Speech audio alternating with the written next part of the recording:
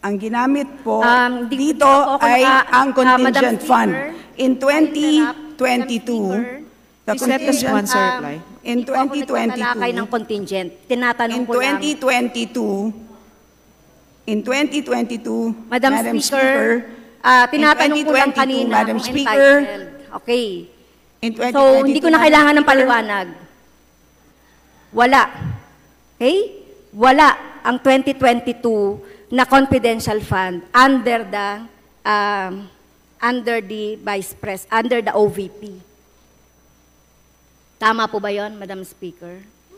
Madam Speaker, una sa lahat, one can force her opinion, but one cannot force her facts. Una sa lahat, maling bahagi ng libro ang tinitignan po ninyo. Maliwanag, nagdeklara ang Supreme Court na ang contingent fund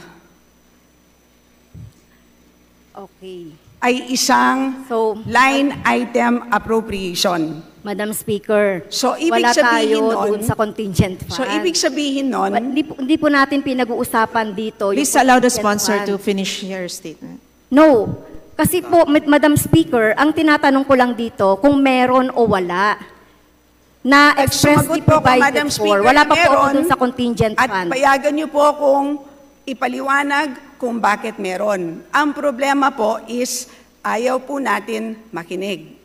Gusto ko po, Madam Hindi po Speaker, ako ayaw ipaliwanag kung bakit... Naano po yung oras ko, Madam Speaker. Pinapatanong kaya nga po yes or no lang po para mas mabilis. Madam So, Speaker, kanina, sinasabi Madam natin, Speaker, hindi ako nagtatanong. payagan Session niyo sana suspended. ako, Madam Speaker. At kung titignan po natin itong pangyayari na ito, meron pong illegal na nangyari doon sa pagtanggap, illegal yung pagre-request, at illegal yung paggastos po nitong confidential fund noong 2022 sa Office of the Vice President. So, yun lang po, Madam Speaker. Ayan ang naging ganap ng sasabihin natin na bastusang usapan dyan sa Kongreso sa pagitan nitong si Congresswoman Kimbo at itong si representante ng ACT Teachers ng Kamatayan Block na si Franz Castro. Ang pinag-uusapan kasi dito ay tungkol dyan sa ini-issue nila regarding doon sa na-transfer galing doon sa Office of the Vice President papunta sa OVP. Na ayaw niyang tanggapin niya nagiging paliwanag, sabi nga nagtanong siya, pag sinasagot siya, ang gusto niya yes or no lang. Sa isang sitwasyon kasi, hindi mo pwedeng basta bitawan ng isang yes nang dahil sa ito ay maho-hold ka sa isang pagkakataon na it might be a tricky question just to answer a yes or no situation. Marami kasi ang nag-upload nito na hindi ka masyadong magiging aware sa naging usapin na ito nang dahil nga yung part lang na yon. Kaya maganda talaga pag pinanonood ng buo, yung buong bangayan, which is ang ginawa natin na makikita nyo rito sa bandang dulo, ay tinanggal lang natin yung mga patay na oras ng mga nagiging suspension ng kanilang session sa pagkakataon na yan.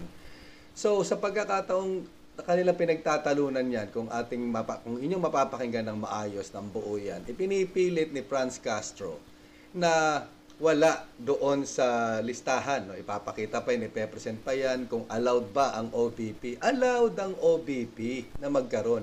Unfortunately, noong 2022, sa panahon na si Lenlen pa ang Vice President, ay hindi siya nag-request. Pero kung titignan mo sa itemized situation kung saan maaaring gamitin ng mga pondo na usually na yun ang naging pinatutunguhan, ay nakasulat doon ng CF or IF. So, meron. So, allowed. Hindi lang nag-request. Wala lang pondo at that time na inilatag para doon. Dahil nga hindi nag-request yung former na Vice President natin. Right? Pero kung titignan, pag nandoon yon kasama yon. At ang pinag-uusapan pa dyan, pagka zero ay hindi raw yung numerals yun. Pagka zero, sabihin na hindi nga lang binigyan or hindi nagkaroon ng request. But zero is a number. Right? So, on that situation, sabi nga, binastos pa yung speaker. Nagsalita si Castro ng no. Kasi yung gusto ko marinig ganito, di ba? Kung tutusin dapat para sa akin nag-react sana yung speaker at that time regarding just sa session na yan, na kabastusan kasi yung kanyang ginawa na yon.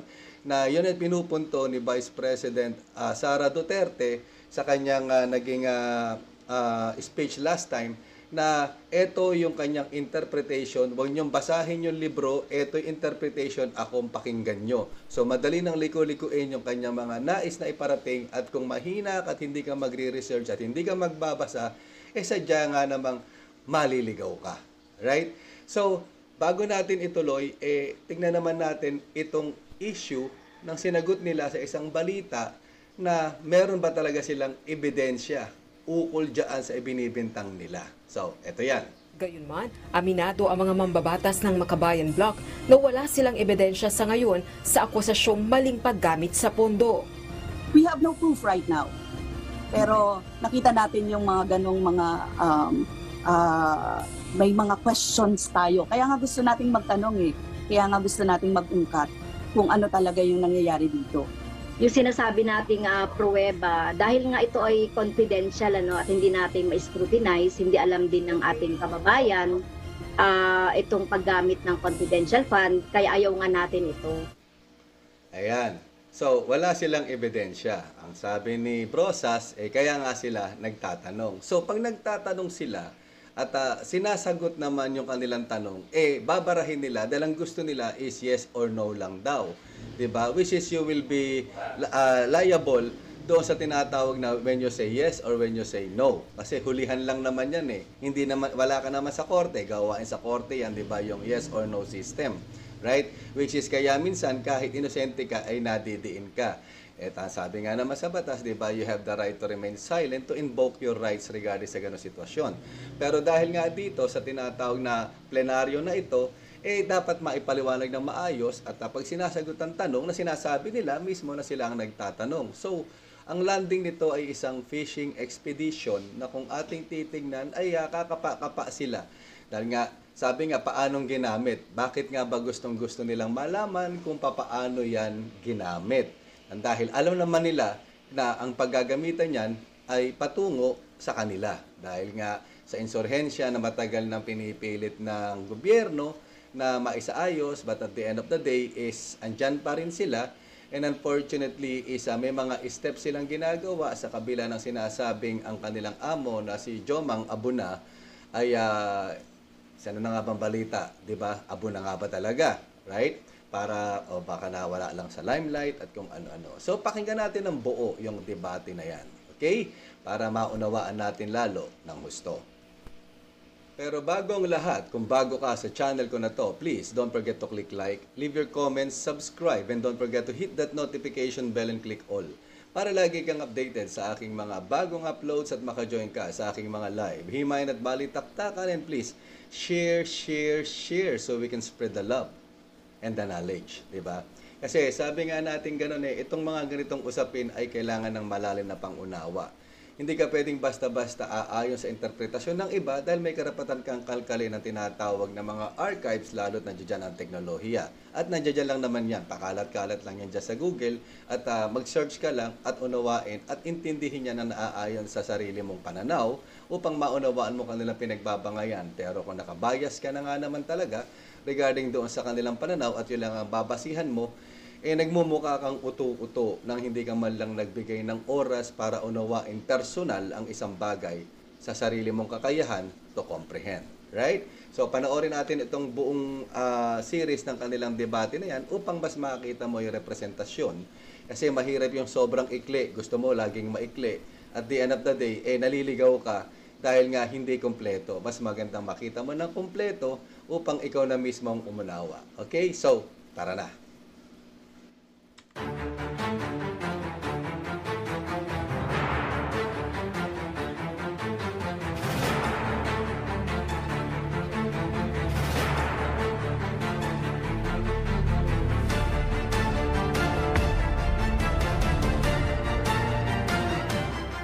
Okay, next, Madam Speaker, punta na po ako doon sa another topic ko on the confidential funds.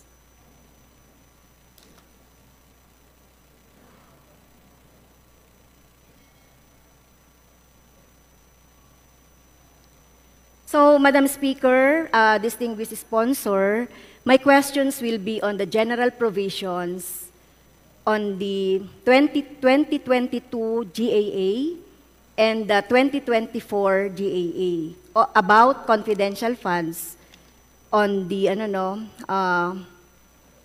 okay, so yun. So, yung provision po ba ng confidential funds that is in the 2022 budget is the same as in the provision for 2024 budget? With respect to what, Madam Speaker? Ang tanong ko, number one, yun po bang general provisions ng confidential funds ng 2022 ay the same text as in the confidential funds in the 2024 budget? Parehas lang po ba sila ng text? O may kaibahan? Parehas lang po ba ito? Or hindi? Kung hindi, ano po yung difference? Madam Speaker, they are identical. Okay. Thank you for that answer. So, malinaw po, no, yung guidelines natin on confidential and intelligence funds na nakalagay sa general guidelines ng 2022 is the same as in the 2024 budget. Okay?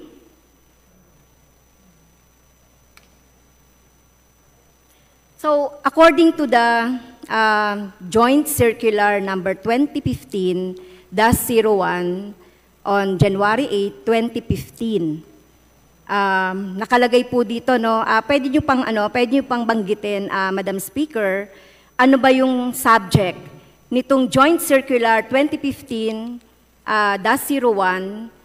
on January 8, 2015?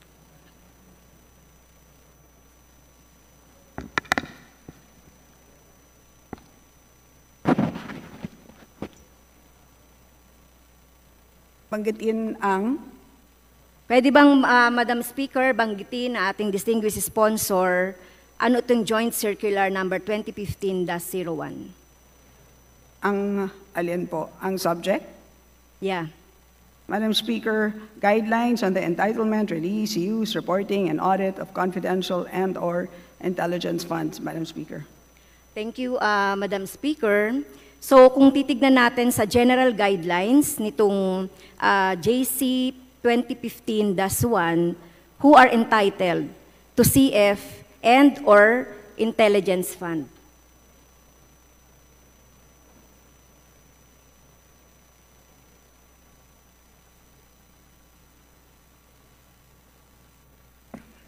Madam Speaker, NGAs which are expressly provided budget allocation for CF and/or IF under the GAA and/or other laws, GOCCs as provided in their COBs, in respect only to CF as may be expressly authorized by the GCG under RA number 10149 and by the DBM for all other GOCCs and LGUs whose peace and order is a priority concern and which have duly allocated CF but not IF in their annual appropriation ordinances, provided that specific amount for POP is included in their peace and order and public safety plan, and provided further there is a specific appropriation for POP in their annual budget, that the computation of allowable CF of an LGU shall be based on the budget of the LGU's POP only, Madam Speaker. Yes, thank you, distinguished sponsor, Madam Speaker. So, in that general provision, who are entitled to CF and IF, so do you agree that the NGAs with expressly provided budget allocations are only entitled to CF or IF? Yes, Madam Speaker.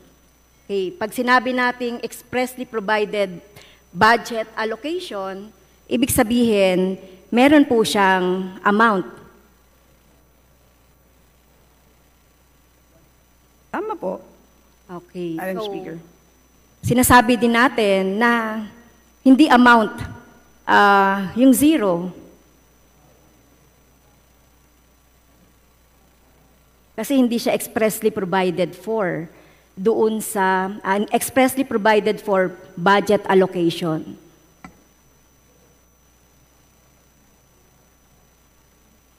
Ang tanong ko po, so hindi budget allocation ang zero? Tama po. So, wala. Okay, tama. So kung walang nakalagay, kasi maglalagay ka ng mga 000 doon sa NEP. So hindi talaga, kung wala talagang expressly provided for budget allocations, hindi ito entitled. So ano po yung prinsipyo behind that? Ang prinsipyo behind that, sa atin po, sa Kongreso, kaya natin hinihigpitan itong CF dahil dahil ang Kongreso lang ang merong karapatan o merong authorization na maglagay ng budget allocation for confidential fund.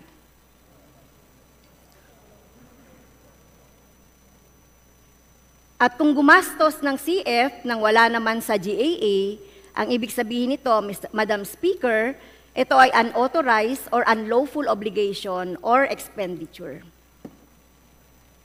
Tama po ba? Sorry. Pakiulit po, Madam Speaker. So, kanina po ang sinabi ng ating sponsor, Madam Speaker, based doon sa provisions or based doon sa guidelines na ang NGA, which are expressly provided budget allocation for CF and CF. So mahalaga dito, Madam Speaker, na merong expressly provided for na budget. At ang zero ay hindi yun budget allocation. At hindi naman natin talaga nilalagayhan, Madam Speaker. So, ibig sabihin nito, pag gumastos ng CF kahit wala sa GAA, ito ay unauthorized or unlawful obligation or expenditure. Tama o mali? Kapag walang nakalagay na expressly provided for sa budget allocation, okay, at wala ito doon sa GAA, tama po. so ang paggastos nito ay an unauthorized or unlawful obligation or expenditure. Tama po. Okay. Thank you, Madam Speaker. So ang OVP ba in 2022, is it entitled for the confidential fund? Tama po, Madam Speaker. Is the OVP, ulitin ko is the OVP entitled po ba ang OVP ng confidential fund? Madam Speaker, tama po at uulitin ko, tama po. At ang dahilan po ay ganito po.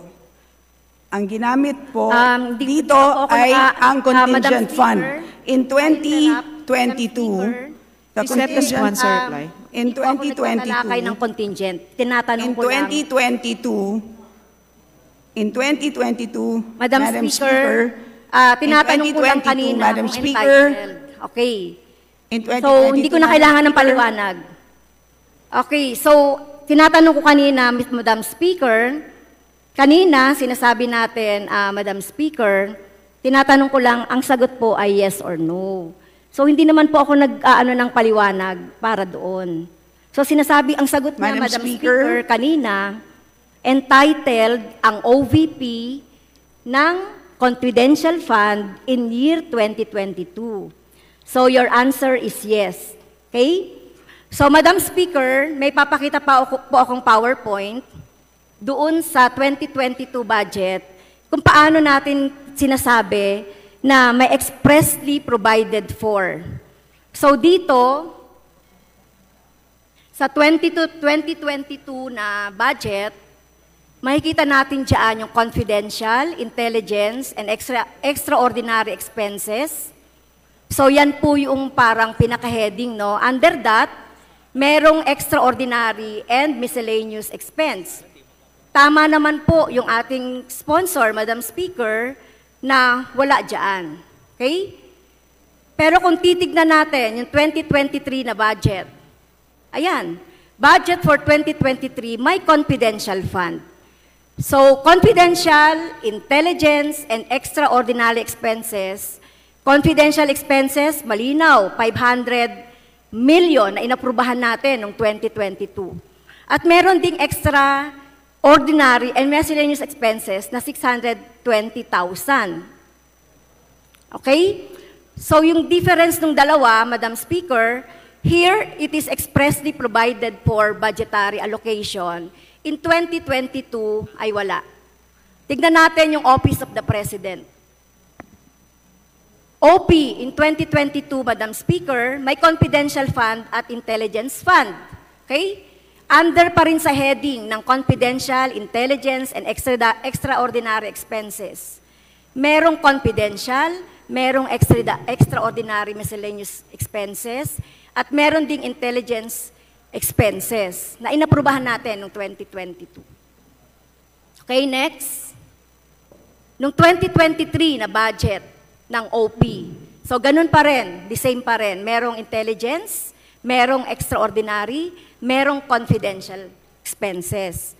So, ang ibig sabihin, Madam Speaker, based on our example, kung hindi siya expressly provided for budgetary allocation, wala. Okay? Wala ang 2022 na confidential fund under the OVP. Tama po ba 'yon, Madam Speaker? Madam Speaker, una sa lahat, one can force her opinion, but one cannot force her facts. Una sa lahat, maling bahagi ng libro ang tinitignan po ninyo.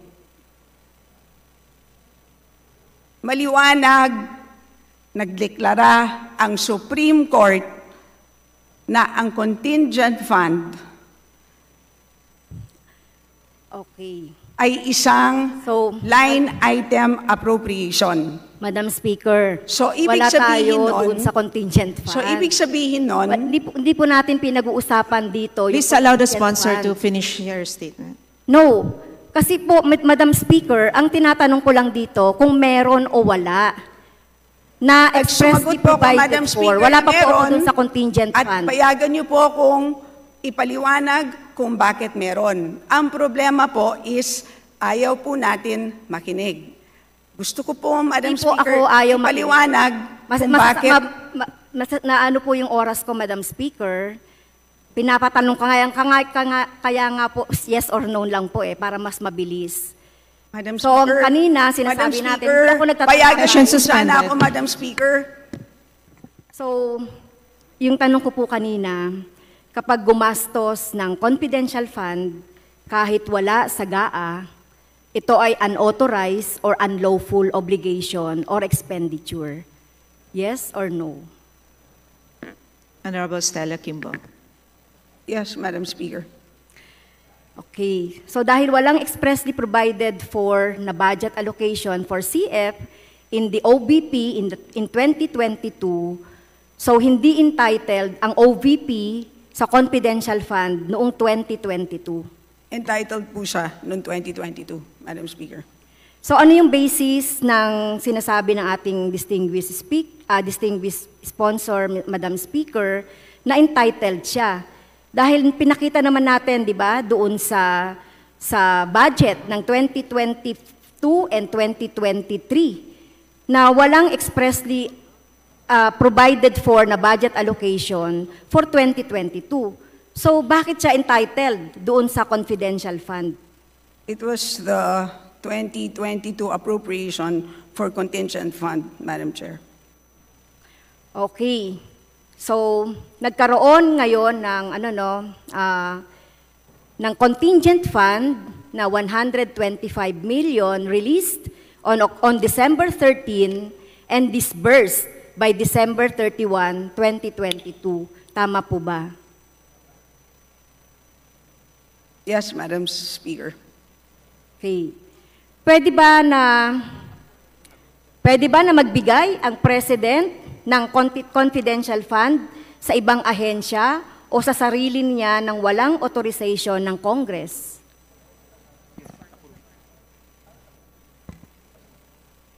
Madam Speaker, ano ang definition ng bigay? Madam Speaker. I mean, pwede bang from the... So ito, kasi binanggit mo kanina yung contingent, binanggit na natin kanina yung contingent. So pwede bang magbigay ang presidente ng contingent, ng confidential fund ng OBP na nanggaling sa contingent fund? Madam Speaker, define bigay, Madam Speaker. Well, ano bang ibig sabihin ng English ng bigay? So from the contingent fund na 7 billion, nag-transfer from contingent fund Madam Speaker. authorized by the President through the recommendations ng DBM from contingent fund ay nag-transfer ng CF or confidential fund sa 2022 na budget. O sa Madam Speaker. OVP budget. Madam Speaker, ang problema kasi sa salitang bigay is hindi naman po yan sa presidente. Kaya hindi po niya pwedeng ibigay yan. Ang contingent fund, Okay, Madam sige, Speaker, ay Madam special Speaker, purpose fund. transfer. Hindi po yan pagmamay-ari ng presidente po. Ang contingent fund ay special purpose fund, subject to the approval of the President, Madam Speaker. So, please So- qualify the word bigay, Madam Speaker. Yes, sige. Yung transfer na lang po.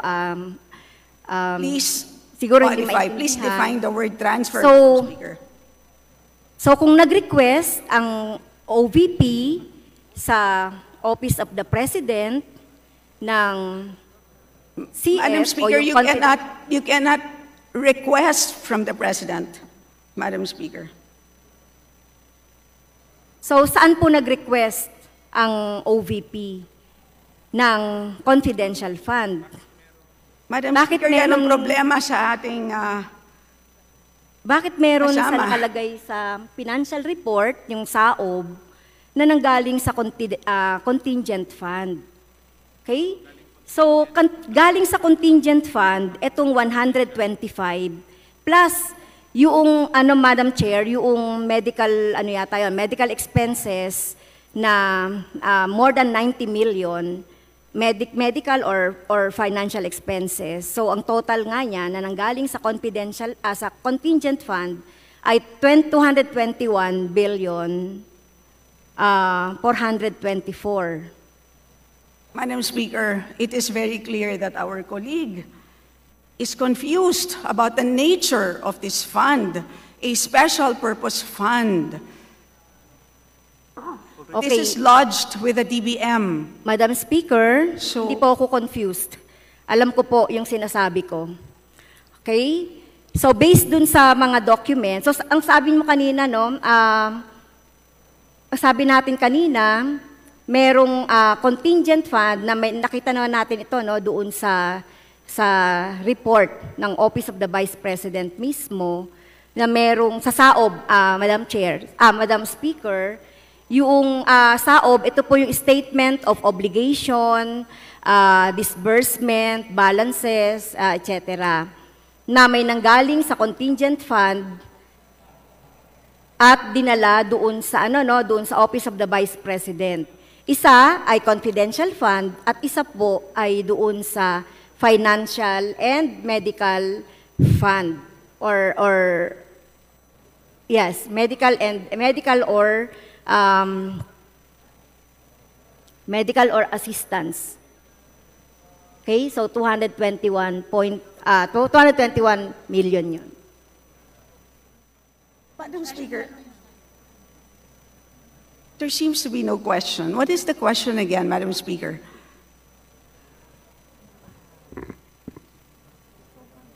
Okay, parang nasasayang yung oras natin, Madam Speaker. So, I think hindi ko nakakayanin yung time kung papayagan Well, po. Madam Speaker, I will gladly give Okay. you how much, Sige. every time, I mean, whatever time is needed to clarify this very important issue. Kahit na 2 oras po tayo dito, I will give it to you. Okay, thank you, Madam Speaker. Thank you for our distinguished sponsor. So, kanina, ang sinasabi ko, Madam Speaker, At wala pong medical expense po dyan. Wala po ako nakita medical expense sa mga dokumento. okay? So, kung bibigyan lang ako ng pagkakataon, Madam Speaker, doon sa pinanggalingan, nitong tinutukoy nating 125 million na confidential fund at saka doon sa tinutukoy nating 96.4 na medical or financial assistance kasi naka-reflect doon sa SARO. Kung pwedeng maipakita, Madam Speaker, sa PowerPoint, meron din po tayo noon, yung sa SARO,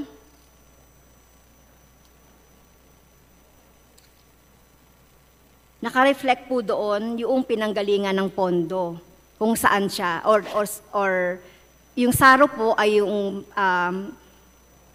yung approval ng DBM ng pondong ito na nanggaling dun sa contingent fund. So, yun po. ano po yung tanong? 221,424, Madam Speaker. So, ano po yung tanong? Saan siya galing? Ang tanong is bakit walang Congress approval? Meron pong, okay, ang congressional approval po ay yung contingent fund. Okay, yun po ang appropriation. At maliwanag po, base sa Supreme Court decision, na iyan po ay valid na line item appropriation. Maliwanag po yun. Dahil yun nga po yung purpose, maliwanag po sa Bellica versus Ochoa, na yan ang purpose ng contingent fund. Dahil nga po, hindi na nga po natin ma-anticipate lahat po ng pangangailangan ng ating gobyerno 2 years in advance. Kaya nilalagay sa Special Purpose Fund, sa DBM, at hinihingi na lang ng ahensya sa DBM ang kanilang pangangailangan in kaso na merong new or urgent project or activities as they go along. So yun po ang purpose. At naka-indicate po sa special provision ang mga examples sa ganyang mga pangangailangan. But it is very clear na hindi limited sa 3 examples na naka-enumerate. So yun po, dito sa special provision, ito po ang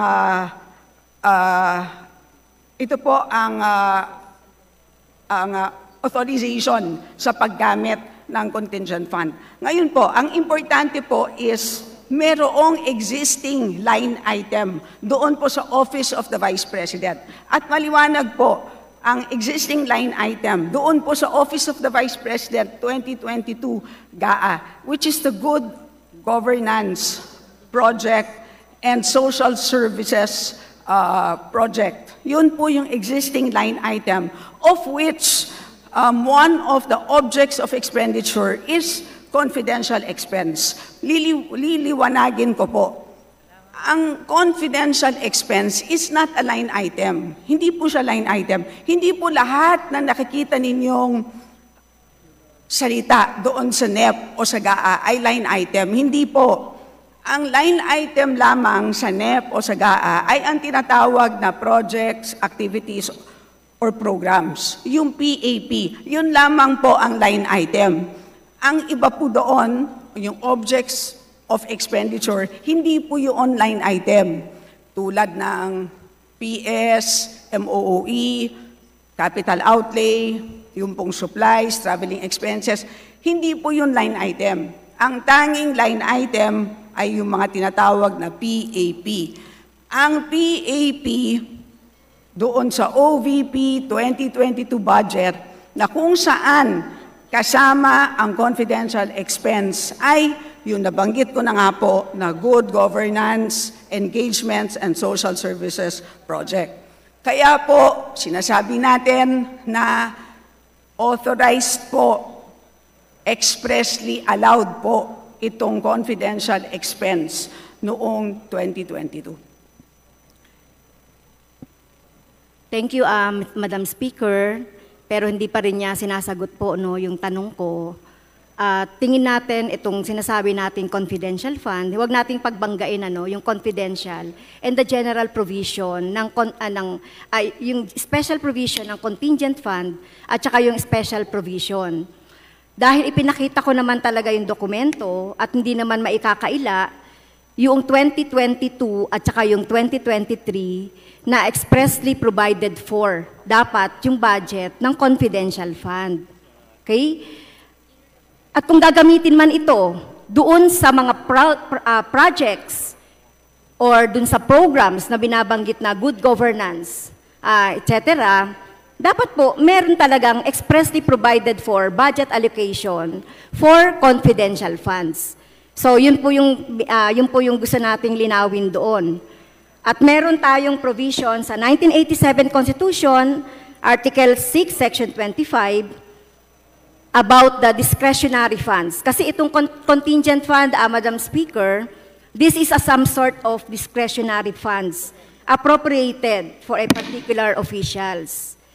Ang sinasabi po dito sa Article 6, Section 25, discretionary funds appropriated for particular officials shall be disbursed only for public purposes to be supported by appropriate vouchers and subject to such guidelines as may be prescribed by law.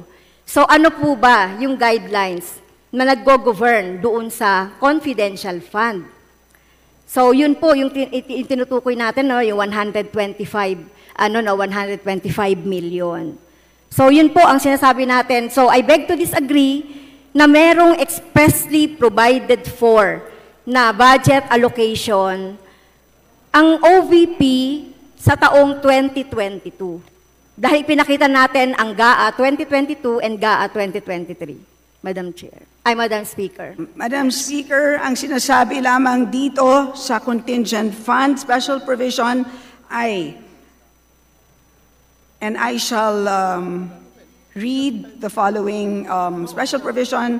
The amount of 13 billion pesos appropriated herein shall cover the funding requirements of new or urgent activities or projects. So yun lang po ang kailangan, na merong new or urgent activity or project. At pinakita natin na merong ganong klaseng activity at sinabi ko na po earlier, at ang pangalan ng activity na yon ay yun na nga po, good governance, engagements, etc. So, yun na po. Pinakita na po natin, yun na po ang sinatisfy na po natin ang conditions stated here dito po sa ating special provision. So, we've complied with the requirements of the special provision. Yes, we have extended another 7 minutes, and if Honorable Castro can wrap up her last question. So, Madam Speaker, hindi pa rin po ako satisfied na doon sa sagot. So, yung special provision on contingent fund must be implemented consistent with the general provision on confidential funds. So, only agencies authorized by the Congress through the budget allocation expressly provided for in the GAA or other laws are entitled to CF. Okay? Kung merong expressly provided for. So, yun po yung yung pinaka-key. Kung dapat ba o dapat na magkaroon ng contingent fund ang isang ahensya. Otherwise, Madam Speaker, yung executive can grant itself CF and IF na unchecked. So therefore, kahit na kailan na lang itong contingent fund kung gagamitin, kung saan man o kung saan mang mga budget, kung wala naman ito doon sa line item ay hindi rin pwede. So yun po yung sinasabi natin. at wrap up na po. At kung titignan po natin itong pangyayari na ito, meron pong illegal na nangyari doon sa pagtanggap, illegal yung pagre-request, at illegal yung paggastos po nitong confidential fund noong 2022 sa Office of the Vice President. So, yun lang po, Madam Speaker. Madam Speaker. Madam Speaker. Yes, Honorable Stella Kimbo, please. You may Just to proceed. note, again, I just want to state that the Supreme Court has ruled on the constitutionality of the contingent fund. Again, the purpose of the fund is to cover funding requirements for the unforeseen or urgent projects that would arise during the year, and it is really impossible for Congress to identify such contingencies, and so such fund really needs to. There's a purpose for that kind of a fund, and also in the Bellica versus Ochoa case, it is very clear that the contingent fund was validated as a line item appropriation. So I want that clear. It is a line item appropriation. Well, Majority Leader. Madam Thank you very Speaker, much. pwede ko bang Majority sabihin? Leader. Madam Speaker. So otherwise, I will manifest for second round.